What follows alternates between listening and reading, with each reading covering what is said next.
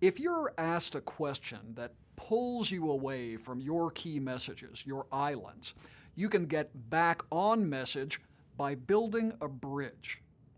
A bridge is a phrase that enables you to refocus the interview and advance your agenda, which once again is why you're doing the interview in the first place. Rule number 1, use a bridge to stay on message. Some of the bridges that we hear most often are again. For example, Susan and I use again all the time. The key point here is, that's one that I've actually heard Bill Gates use.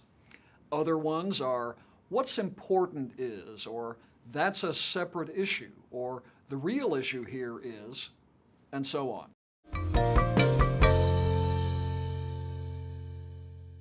In earlier modules in this series, we showed you the importance of strong messages and staying on those messages.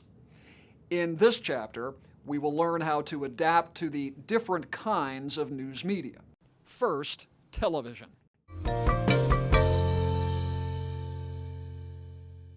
In this module, we show you how to handle surprise interviews, which Oratorio University calls the ambush. You'll see several versions, but first, the classic telephone ambush. Phone interview, take 1. Caught off guard. You're sitting in your office and the phone rings and the person on the other end says, "Mr. Tate, it's Phil Eifert from Channel 6 News. I just saw the new program that your company is launching online. Can you tell me about it, please?" I'm right in the middle of something right now. Can I give you a call back? So far, so good. You never want to just start talking the moment a reporter calls.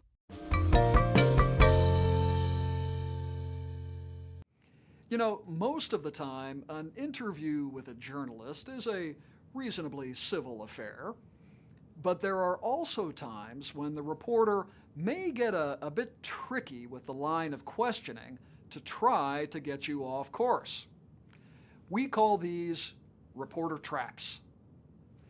Now, you may not know exactly what the reporter is going to ask beforehand, but we do want you to try to anticipate the styles of questions that might be coming at you.